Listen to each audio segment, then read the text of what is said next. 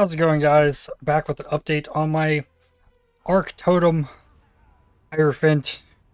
Um, got an interesting upgrade tonight. I actually only ran a single map all day, and that was to finish me off from level 90 to 91. So I went from level 86 to 91, all in heists, except for this map and the Adziri sets that I ran. I ran like 9. So what ended up happening is I found this unique called Tukahama's Fortress, which gives you an additional totem.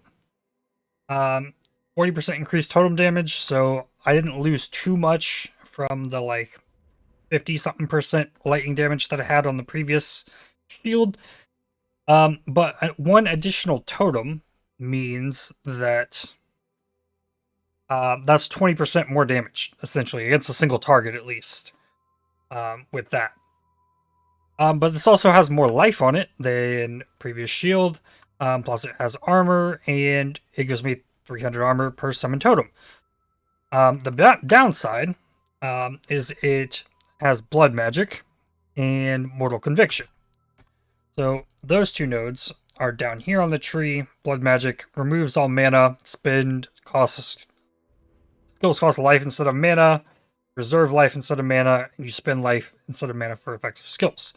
So now my totals, now everything costs life instead of mana.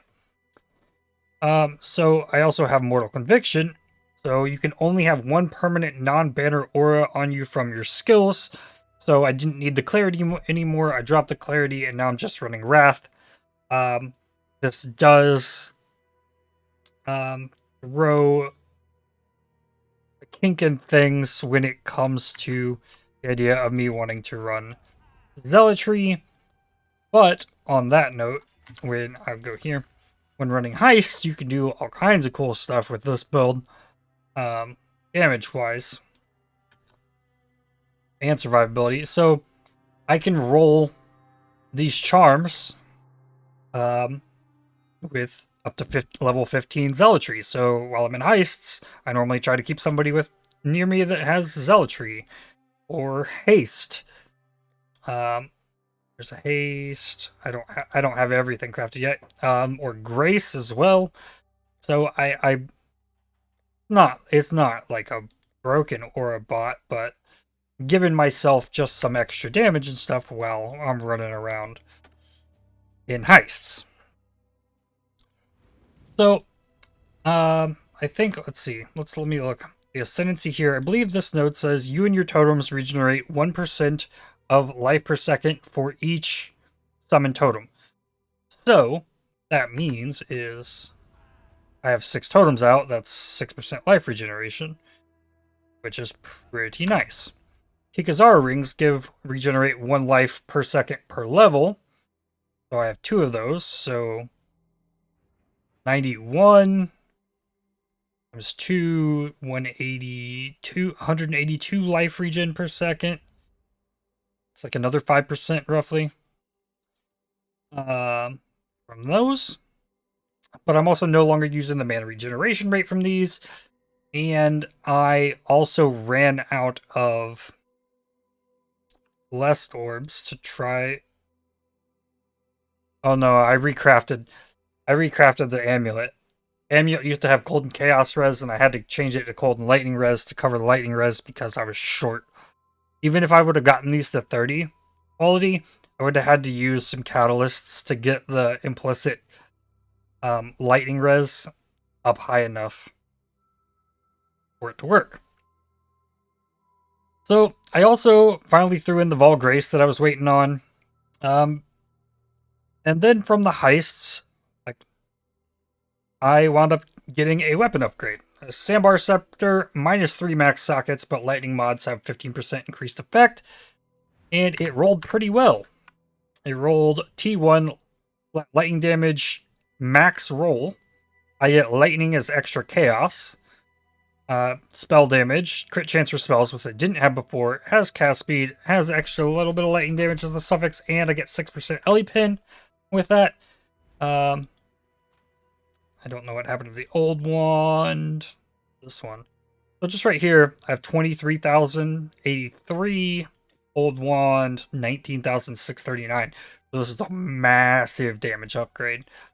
And that doesn't factor in the pin, the 6% Ellie pin. And I also just flipped gyms fairly recently. They're up to level 15, 16-ish, 13 on the multiple totems.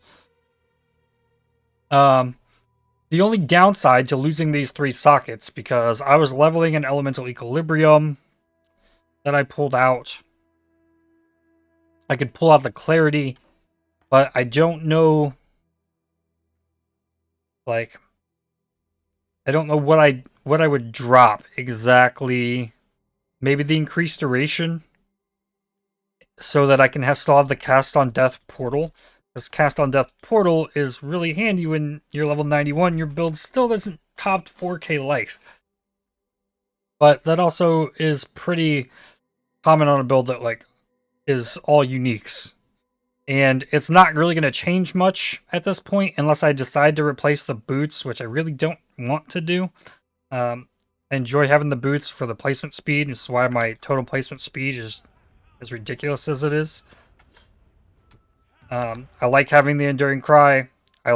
Because Enduring Cry will double the effectiveness of my, or not double, the 50% buff effect.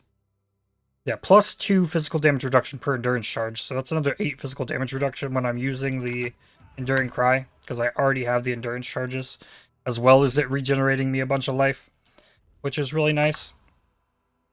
But yeah, there's like the only gear I can replace at this point is the helmet and the gloves, and they're what's tiding over resistances more than anything else. So like I didn't get to finish cleaning up my dump mess that like I ran into the wall where it's like, okay, I have to clean this. There's nothing else I can do.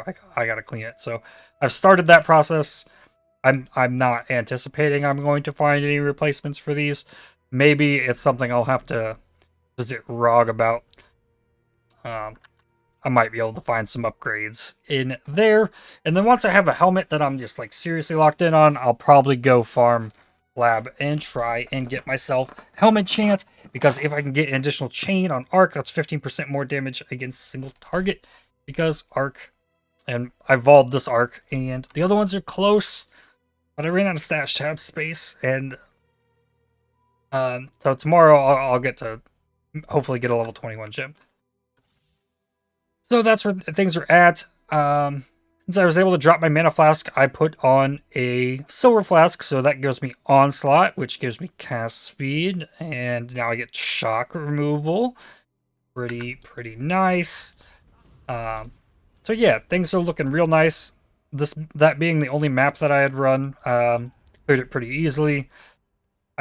Things weren't perfect through these heists, but I did them all because I was trying, like, I wanted to chip away at these blueprints. I ran the Underbelly and Smuggler's Stash ones. I got a pretty nice trinket for running heists.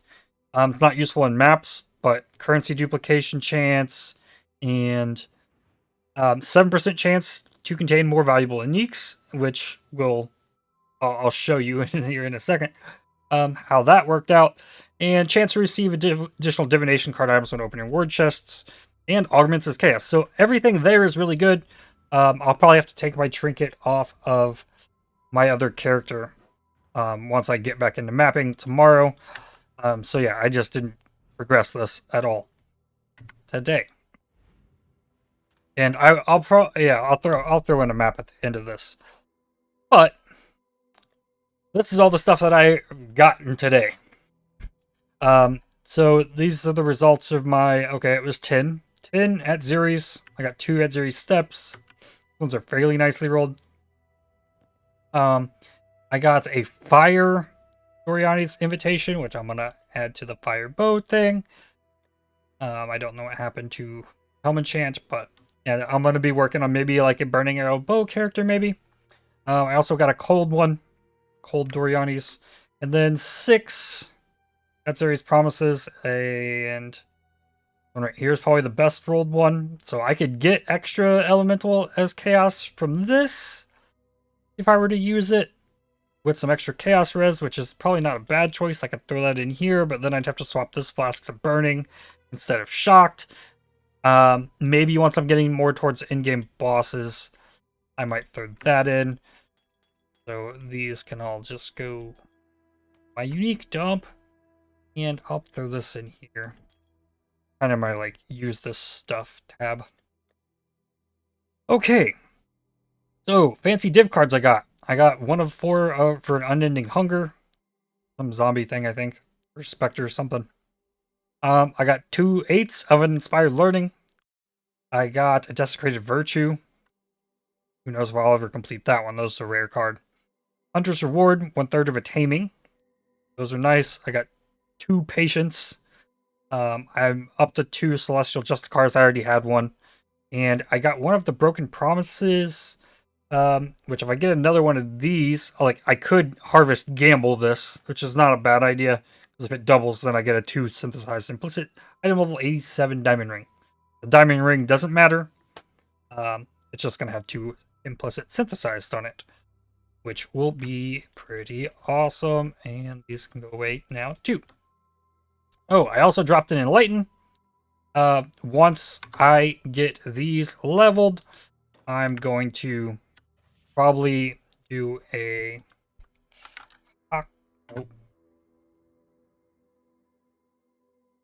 quality of socketed gems. Probably something I'm going to throw on something so that I can level that quicker and work on leveling that. I'd rather have an empower, but get to that. So I did 2 of the gem blueprint wings. I got Anomalous Battle Mage's Cry, which is up to 40% increased Warcry speed. This is a new gem. I'm interested in messing around with this. And same with General's Cry, also anomalous, up to 40% increased Warcry speed, which is pretty nice. As you can see, I'm not scaling Warcry speed at all. It takes a second for that to go off. So I got those gems. Fractured stuff. I have life fractured on a Searching Eye Jewel that I can craft into something. I have lightning res on fractured on a crystal belt. I got another 6-link. So I have now dropped a total of 5 craftable 6-links. All 5 of them came from Heist. I mean, one of them is a Headsman Axe. One of them is a level 50 Totemic Maul. These are probably going to turn into Divines at some point. But now I have 2 other 6-link craftable chests that I can use. Next here, I got a 5-link Replica Lore Weave. I have a 5-link Chains of Command, a 5-link The Rat's Cage. All these came from Heist. I don't know that this Replica Lore Weave is ever going to get used, but I'd never found one myself before, so I wanted to get it. Lowering maximum resistances seems like a bad idea, despite the crazy amount of defenses that can roll on this, as well as damage. So there's that. So, but I mentioned some fancy, like this 7% chance to contain more valuable uniques from chests. I got a Carcass Jack. I got a Prism Guardian. I got a Lionized Fall, and I got a Bisco's Collar. All from those. Tabula came from div cards. Then Replica stuff. I got a Replica Salio's Sign. Tons of cold damage, but you cannot freeze with cold damage anymore. Pretty nice. Replica Conk Efficiency. Replica Primordial Might. I don't know if this is good at all. -1 max summon golems seems kind of sketch, but... And then Replica Pure Talent, which is really cool. This gives you bonuses based on the number of starting classes you're connected to. Currently, on my tree, I'm only connected to the Templar start, so if I were to socket this in, I would get +4% chance to block, attack, and spell damage. But for a jewel socket, just 4% attack and spell block is huge on a jewel. You can't get that anywhere else. And then you can connect things other places. If I were able to connect it to the Shadow start, that's 10% or 12% attack and cast speed. which is pretty nuts. So this is going to be nice to have as well. And then let's pull this Lionized Fall out of here, and then this as well. Then all them all. Lost something. Oh, we lost the your talent. I don't even remember what that was. The conk efficiency, nothing, and a Lionhouse Fall, nothing, Tabula, nothing. That's so boring. Sad. Sad. Divine on that. These can go. Go. So yeah, now I can, if I need to farm like 6 sockets or something, I have these. Maybe I can get this linked up. Maybe it'll go on the Voltaic Burst character. Prism Guardian is amazing. It opens up lots of possibilities for low life ES with Shavs if I can get a hold of one of them. So the rest of what's here is rewards from the rest of the Enchanted Armaments, which I ran all of those except for this level 57 one and a level 75 one. I just ran out of rogue markers for that. So, the big thing I found was the Sandbar Scepter, and I've always known, I've always known that these heists are great at finding lightning caster weapons. Always. I've always known it. Here's one. Lightning damage, lightning to spells, cast speed, crit chance, open prefix, boom. Lightning weapon. Here we go. 62 spell damage, big lightning spells, lightning is extra chaos, crit chance, craft cast speed, big lightning weapon. Oh, here we go. Spell damage, lightning spells, crit chance on a dagger, craft cast speed, there, boom, lightning weapon. This one has flat fire, +1 fire, open prefix for spell damage, crit chance, cast speed, but it has a lightning mods effect on it. But it's a good fire scepter. I got a physical Corsair Sword. This probably would need re-rolled because it's not good enough in my opinion. This is probably going to see some fizz re-rolls from Harvest. And here is, oh look, spell damage, lightning spells, cast speed, crit chance. Another big lightning spell weapon. And then another Corsair Sword with increased speed mods. That was the best thing I could grab from that one. And, yep. Last thing left from that is turning in the Voids. 3 Chaos. Their Garbage Sword. And 1 Chaos. So my currency tab is looking pretty juicy right now. 282 Chaos. And 5 Exalts now, because from Exalt Shards I got 1. I've used all the Instilling Orbs I had, trying to get a use when you become Frozen Diamond Flask, and that hasn't shown up yet. I need to start using silver coins, because if I can get any chance at getting the upgrade on the at Ziri's Shield, that's gonna be better than this, because it'll reflect all the curses I'm putting on myself onto enemies. Yup. Then I have no need for the Conductivity Elemental Weakness, because I'll get them from this barrage of curses that I will then be passing on to all the enemies. So yeah, that's where that's at. Let's do a map.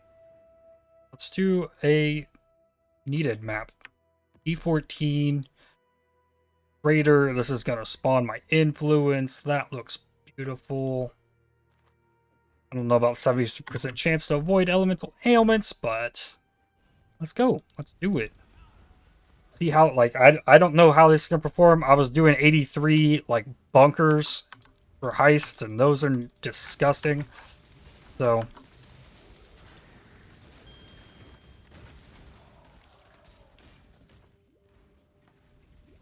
and yeah, I'm still level 20, like level 21 gems, 15% more damage. I believe. I'd have to look it up to make sure. But I believe that's where I get an additional chain. Ooh. Heist.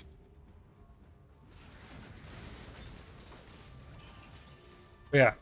Cirrus dominated monster right there. Orb of Unmaking. I think that's a first. We'll need those at some point whenever I decide I want to farm Metamorphs. Based on how I want to set this up. Getting map drops. Oh! It's almost got me.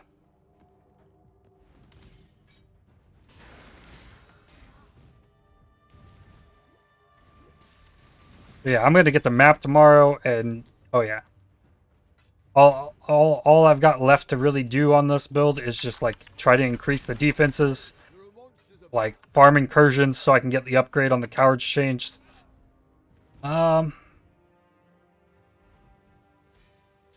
Stack decks, bleed, speed, damage, fine. And you drop a portal. The Rain of Stars comes from so far away. And this is what the Vol Grace is for. So that I get 9 seconds of like 30% extra attack and spell dodge for this nonsense to help keep me alive.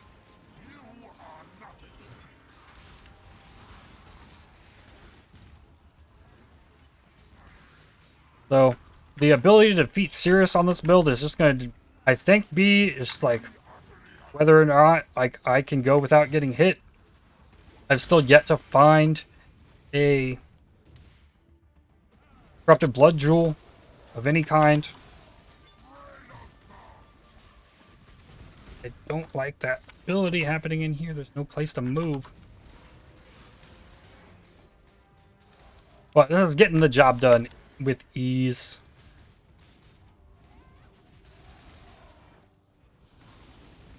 This is Elemental Equilibrium map as well, with chance to avoid ailments. So, chance to avoid shock, and I don't have the I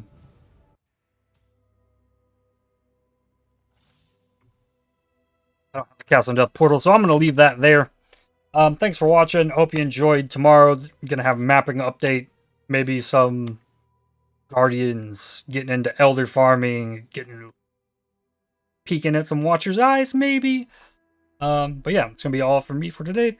Thanks for watching. Hit the like button, subscribe, and I'll see you tomorrow. Bye.